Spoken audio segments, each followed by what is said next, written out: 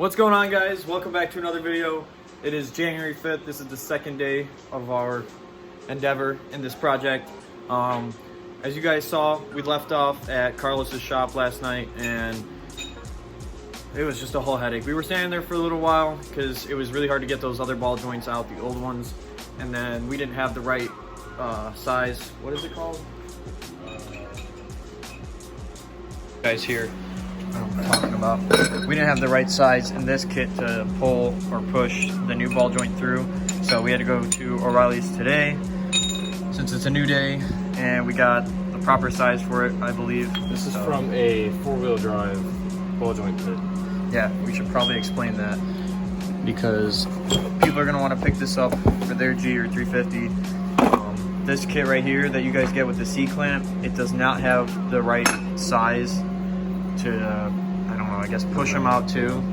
Push and pull them out, so. I'd rather you guys get this kit. What was it again? Four-wheel drive ball joint adapter set like this. I don't know if every O'Reilly's is the same, but this is their part number on here. So yeah, that's what's saving us right now. We can finally get this all through. We're waiting for Kogan to get here because we had to get another ball joint because we ripped the boot on the other one last night trying to push it on with the wrong size. So I'll just cut to when we're putting this through.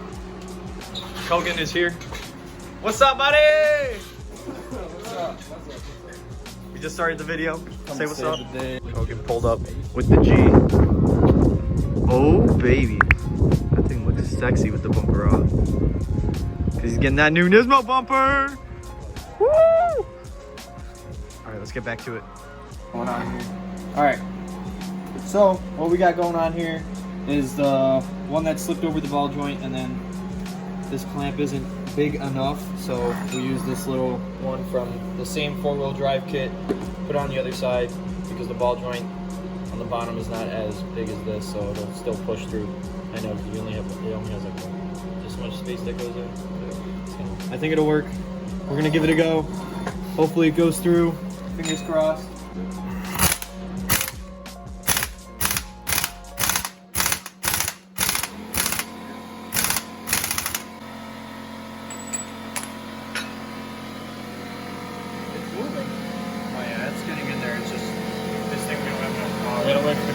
All right, guys, so I'm happy to say we got everything apart on each side. Everything, literally everything.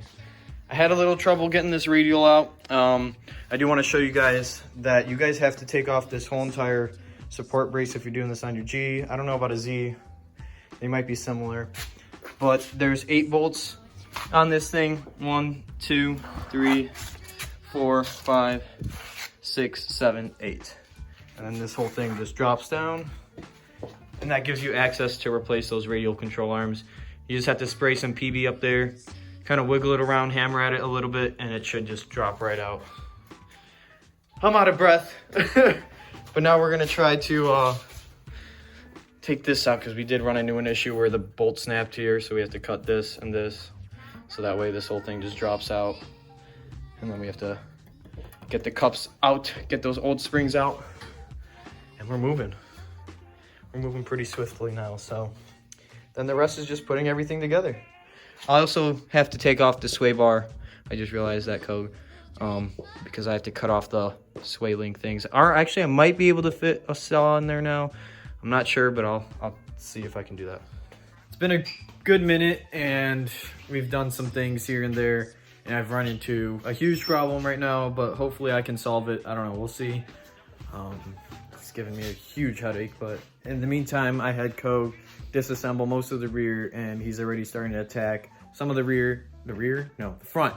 The front. So far, we've got the upper control arms back in place, the new ones, and then he put in place the radial. And then on the other side, he's doing the same thing. And hopefully we can get some of the front together tonight and see where we end up. But this is where I was having a major issue cutting this off. I decided to cut this off and all the hydraulic fluid splashed on us and splashed everywhere, but I just wanted to get that out of the way. And so far, I've been having this issue right here, trying to get this out.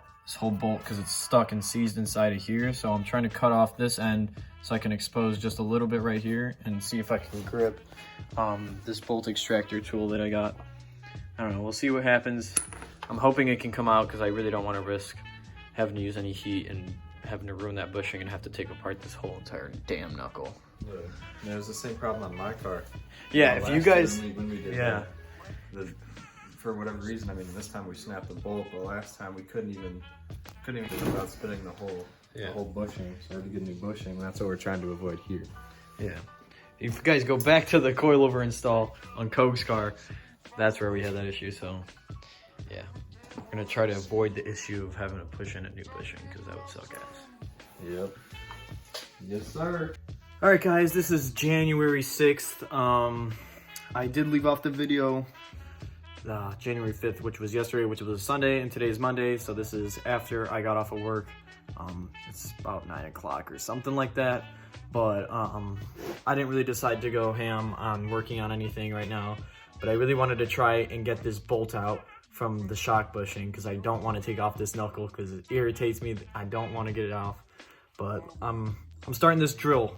Hold on, I'll show you guys. But this is what I've got so far. I'm gonna turn on my flash. Oh, I guess the light kind of works a little bit better here. I'll zoom in for you guys.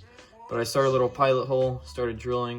I'm gonna see if I could drill all the way through this bolt and get it out without having to replace the bushing because the bushing is still okay and intact.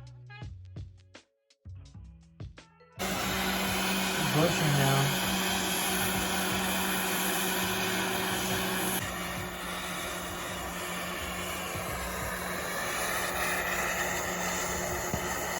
Fold it off. Maybe I do have to tap it out this time though. What's going on, guys? It's January 8th now. We skipped a day of kind of working, and then yesterday we kind of did just a few things. We had to push out that bushing. We did a lot yesterday. We got a lot. Wait, crack. But yeah, we got a lot done yesterday. We pushed out that bushing that I was showing you guys. I'll show you guys that in a second. We put in a new one because I attempted to drill through it and I just completely messed it up. And then Code went ahead and hand tightened every control arm in the front. So now we're all set up there. I kind of wanted to just skip ahead so that way you guys didn't have to keep watching the same thing over and over again.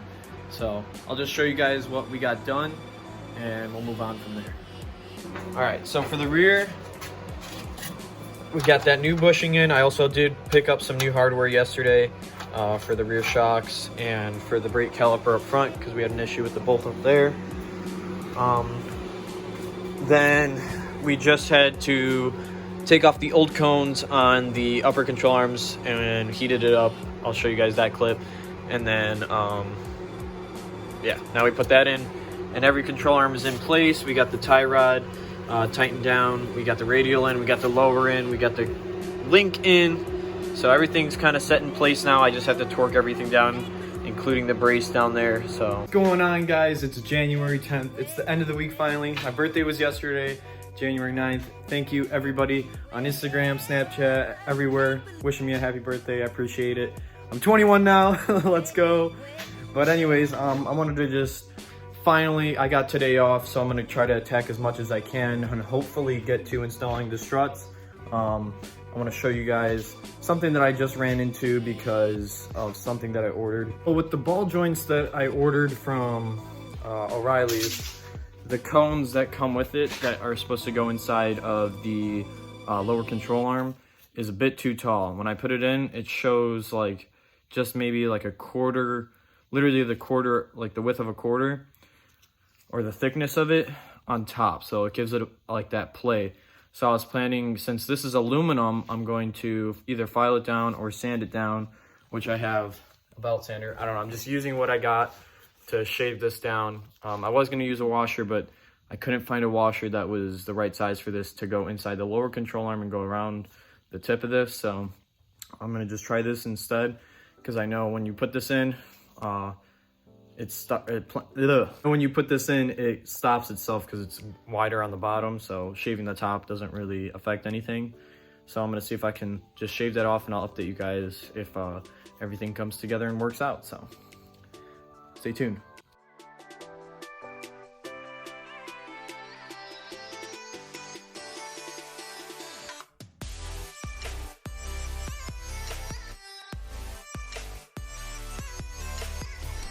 So another update. I shaved down the cones. Let's see, where did I put the other one? Right here. Just enough to where it's actually below the line of the control arm. I'll show you guys on the other side.